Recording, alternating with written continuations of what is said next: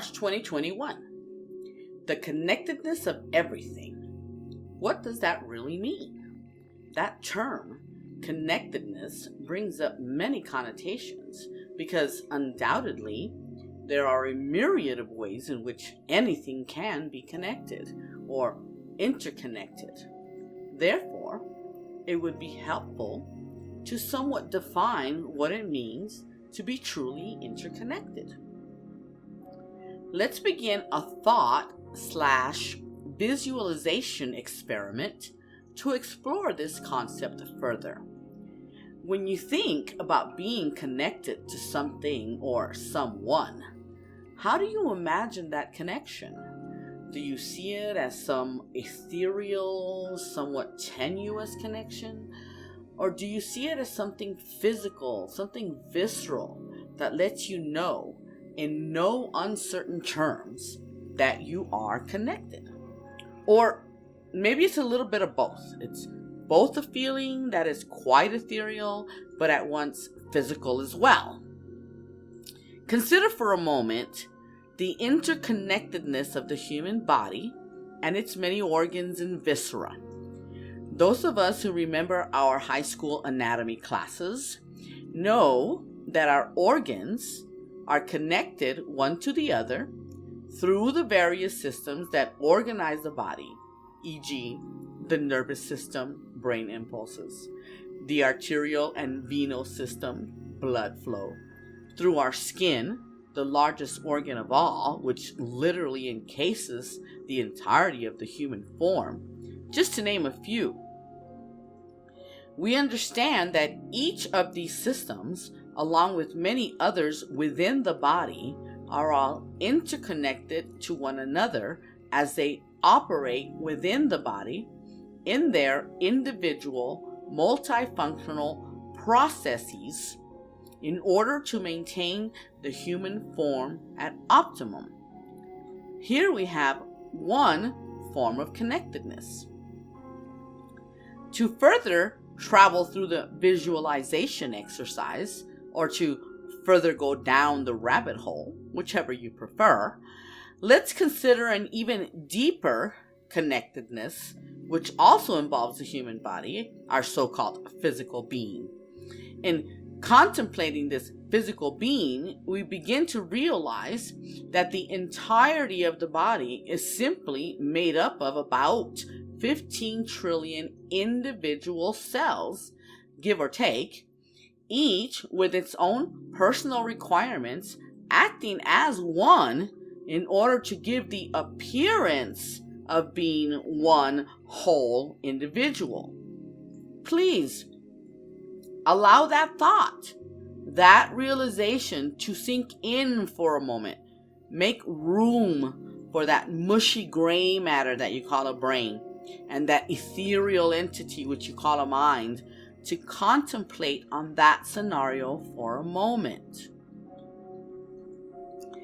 15 trillion individual cells working in unison to perpetuate this stunning illusion of a whole. Sufficiently odd yet? Well, wait, because there's more. Now, imagine a human body standing before you. Only instead of seeing him or her as they would normally appear, whole and complete, rather see them as they would appear if you could see each individual cell that comprises the body with the naked eye. As you contemplate this person standing before you, you will no doubt note that this person is no longer quite as solid or whole as you once believed. You will find, actually, that this person is now very ethereal looking, even ghost-like in appearance, almost like a hologram. Form, but without substance. Are you with me so far? Alrighty then. So now, I'm going to twist your noodle just a bit more and really get those visualization juices flowing. Now that you've got this picture fairly well set in your mind's eye, allow me to take you a bit further down the rabbit hole with this next exercise. Still visualizing, imagine, if you will, just one of those trillion cells suddenly before you. Just one. Picture it hovering in front of you like an orb the size of a softball. Now, imagine this orb as being translucent so that you could partially peer into the depths, if it were possible to do so with the naked eye. What you would then see would be the center or the nucleus of this particular cell. With me so far? So, for imagination's sake, let's say that this nucleus would be about the size of a baseball. No, better yet, a golf ball, give or take. Smaller, but not too much smaller. Got it? So there you are, with this lifelike orb representing an individual human cell hovering before you, and you can, not quite, clearly see the nucleus of the cell, correct? Again, recalling what you've learned about cells in biology class, what do we find within the nucleus of a human cell? What we find is our DNA, deoxyribonucleic acid, which is a molecule, right? Of course, not just DNA, but RNA and other cell proteins, along with mostly water. This stuff is what you would find within the nucleus of the cell. Basically, the building blocks of life, comprised of the various molecules of which they are derived. Are we still on the same page? Because we are about to enter into an even deeper level down the rabbit hole. Continuing to utilize your tremendous visualization skills, you're doing fantastic, by the way. Imagine, if you will, that your eyes work as a sort of X-ray vision / microscopic vision in which you are able to peer into the depths of the cell suspended before you. And as you do so, you will see the various molecules that I mentioned before, as well as those not mentioned. In this view is where the stuff gets to be really interesting. For here is where the individuality of the cell can truly be perceived and be truly appreciated, for that matter. As an example, pretty much all of us are familiar with the double helix format of the DNA molecule, right? That double spiral. Okay, so now you are examining this DNA molecule in detail, and you're realizing that this tiny molecule in and of itself contains, as part and parcel of its makeup, the individual packets or bits of information that predict, along with other processes in the cell, the expression of certain genes, which is from where we get the term genetics and how we have this idea that we are who we are because of our genes. However, I digress. As you continue your contemplation, you begin to have a certain realization. And in this realizing, you begin to understand that these genes and other material that comprise the DNA molecule, are they in and of themselves comprised of even unbelievably more tiny particles that we call atoms. Now, atoms, as they currently stand, are pretty tricky because being so tiny, it has only been in fairly recent years that we've been able to see the substrate of the atomic field by utilizing an extremely powerful electron microscope. As you may know, these atomic particles that I just mentioned are the photon, the proton, the electron, and of course the neutron, which technically exists, actually rotates around the nucleus, in no particular order of importance. Collectively, These particles are known as subatomic particles. These are considered to be the basic workings of a cell, both chemical and biological. With me so far? Okay. Now, you have to really fine-tune your vision so finely as to even be able to detect what comprises the subatomic particle itself, a quark. My goodness, a quark. So, well, you get my meaning. So small, how do they even know that they exist? I honestly do not know. But apparently, they have ways of measuring, if not actually being able to see them. And these quarks are quirky in and of themselves, as their names derive from their position or flavor within the subatomic field. Names like up, down, top, bottom, charmed, and strange. Yes, strange. I know. No pun intended. Well, maybe just a small one. Still with me so far? Those quarks are pretty tough to see, wouldn't you agree? And by the way, I don't know if you've realized it yet, but at this point, we are not only deep within the human form, but we've actually delved deeply into the quantum realm in our current visualization experiment. We have entered the realm of spooky action at a distance, which somewhat creeped out Albert Einstein for some reason. It is in this realm where the action really gets going. You begin to realize that these particles that you are seeing aren't actually particles at all.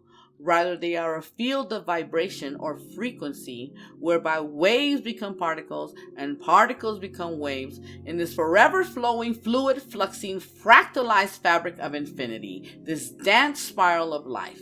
It is a veritable field of infinite possibilities, endless probabilities, each one being played out simultaneously on a grand cosmic scale. Once you've reached this level of visualization, you will see that this fabric of infinity is in and of itself comprised of material, for lack of a better word, that is infinitesimally so tiny that it is extremely difficult to even imagine, much less see with any sort of technology that exists today.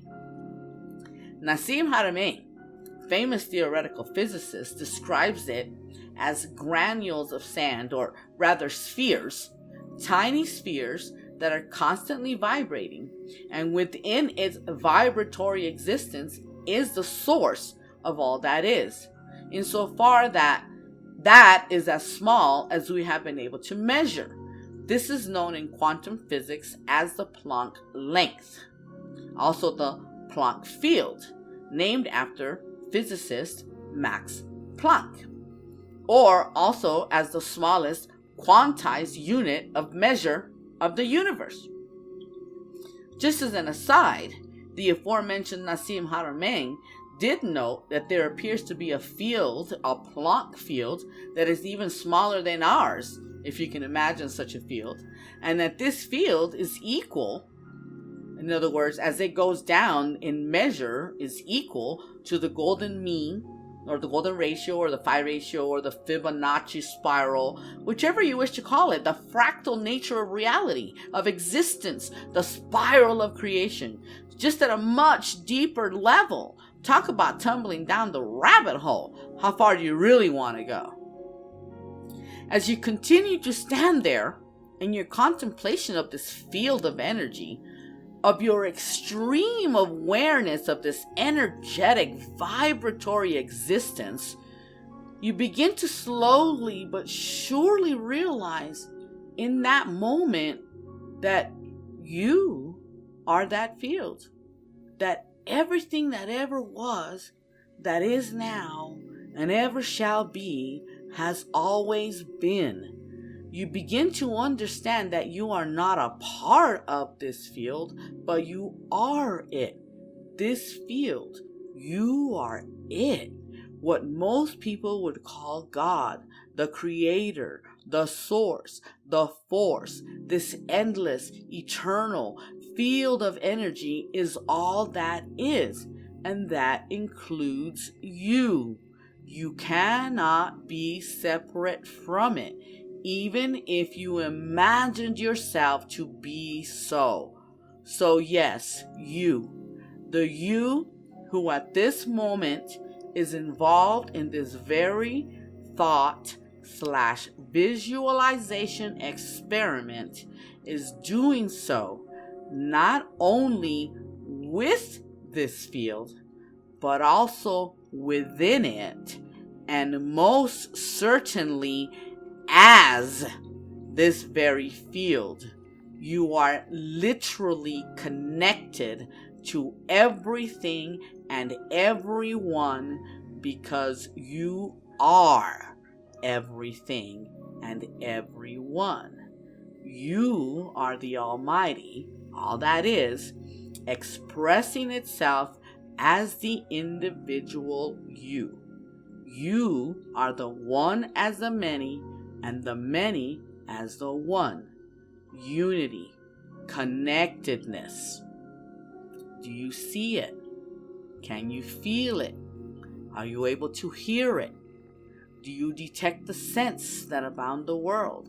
Have you savored the fabulous cuisine of your existence? For all that can be experienced and is being experienced, whether material, physical objects, or immaterial, thoughts, feelings, ideas, are also an expression of all that is. Every whisper, every scream, every cry of a newborn baby, every sound that can be heard. When you see a sunrise, that is you. You are watching yourself rise anew every morning like clockwork. Every scent that assails your being, whether fragrant or foul, this too is an expression of you. That wonderful flavor, or those wonderful flavors of the world. Well, in all honesty, not all are wonderful. Some just fall short of the mark, let's just say. Although as such, taste is purely subjective. However, I digress. These flavors, also you. When you feel the touch of the breeze on a hot day and you turn your countenance towards it, you are coming, literally coming face to face with yourself. For you are the breeze, the wind, the hurricane. You are the rain that falls upon you. All you. It's that simple. The same goes for every thought which you or any other, and I use the term loosely, may have had or is having. Each and every thought, idea, invention, whether good or bad, whether small or grand, for the good or for ill, all you. Think about it. Ponder it well, because there has only ever been one mind, the mind of God, and you are it. How's that for interconnectedness? It boggles the mind, I tell ya. When you consider that in the grand scheme of things, our bodies are comprised of 99.999999999% empty space. Empty space, folks. Think about that. That means that the remaining 0.001 of a percentage is what we, as living, breathing entities, consider to be a solid, whole human being. How is that even possible? Where's the sense in that? It seems that perhaps we may be a hologram after all, a mere projection of the larger whole, of which we know nothing. Just endless cycles or iterations of probabilities in a ceaseless, endless feedback loop. To infinity and beyond, to quote Buzz Lightyear of the Disney Toy Story franchise, to give credit where credit is due. What do you think so far? Have your brains fallen out yet? Have you tumbled far enough down the rabbit hole? Food for thought. Thanks for listening.